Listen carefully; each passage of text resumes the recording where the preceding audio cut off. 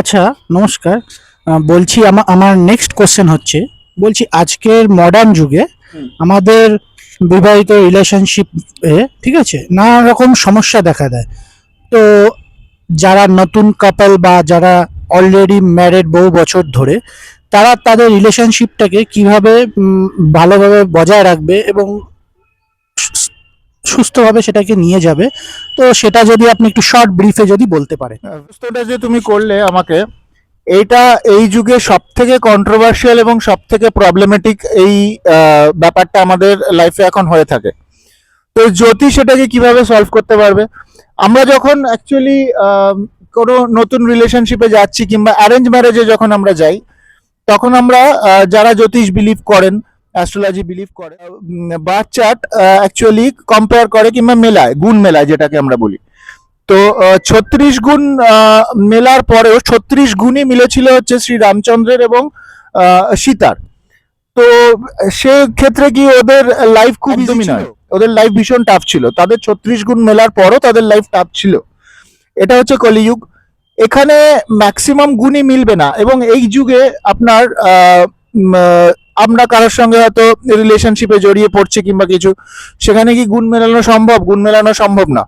আজকে যদি গুণ মিলে দেখা যায় যে সেটা গুণ মেলেনি, তখন কি আমি যাকে ভালোবেসেছি কিংবা যার সঙ্গে আমার রিলেশনশিপ হয়েছে তাকে কি আমি ছেড়ে দেবো? একদমই না।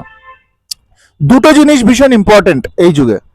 একটা হচ্ছে আমাদের, আমি আগে বলেছিলাম আমাদের রাশি সিস্টেমে 4 রকম ফ্যাক্টর আছে। একটা চারটে স্থির রাশি থাকে আর চারটে দ্বিস্বভাব রাশি থাকে।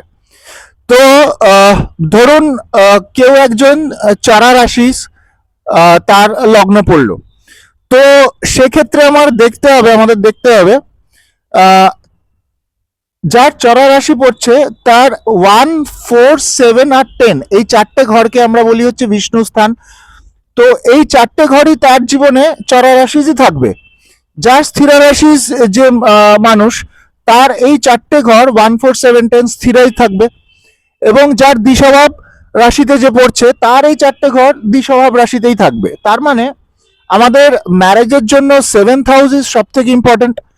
তাহলে আমি যদি স্থির রাশি হই কিংবা আমি যদি চরা রাশি হই কিংবা আমি যদি দ্বিস্বভাব রাশি হই, তাহলে আমার 7th যে হাউসটা, যে house of partnership, house of spouse আমরা বলছি, সেটাও কিন্তু সেই সেম অ্যাট্রিবিউটসটাই ফলো করে। মানে হচ্ছে সেও দ্বিস্বভাব থাকবে, সেও স্থিরা থাকবে, সেও চারা থাকবে। তার মানে আমি যদি কারোর, ধরুন আমি স্থির রাশি, আমি যদি কোনো স্থির রাশির কোনো আমার পার্টনারকে আমি পাই জীবনে, তাহলে আমাদের দুজনের মেন্টালিটি সব থেকে ম্যাচ করবে। কারণ আমাদের যে বিষ্ণু স্থান, তার জীবনে 1, 4, 7, 10 স্থিরা, আমার জীবনে 1, 4, 7, 10 স্থিরা। তো এই দুজনে যখন আমরা ম্যাচ করতে পারবো, তখন আমাদের মেন্টালিটিটা ভীষণ সুন্দরভাবে ম্যাচ হয়।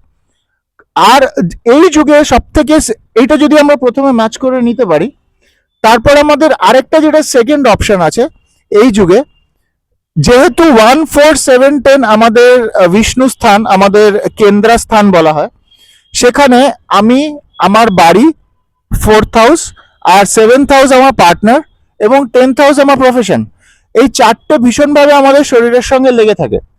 তাহলে আমি আমার ওয়াইফকে কিংবা আমার হাজবেন্ডকে আমরা যদি কর্মে একসঙ্গে থাকতে পারি, যে কোনো রকম কর্মে একসঙ্গে থাকতে পারি যেখান থেকে আমাদের কমন ইনকাম জেনারেট হচ্ছে, তাহলে আমরা সব থেকে ভালো একসঙ্গে থাকতে পারবো। কারণ এই জীবনে অর্থটাই হচ্ছে মেন থিং। তো দুজনে মিলে যদি অর্থ উপার্জন একসঙ্গে করতে পারে, সেটা ব্যবসা হতে পারে, চাকরি হতে পারে, হোয়াট এভার, তাহলে সেই রিলেশনশিপ খুব সুন্দরভাবে মেনটেন হয় এই জীবনে। এটা হচ্ছে একটা খুব ব্রিফ এবং খুব ইজি টেকনিক যে two manifest any relationship in a positive way.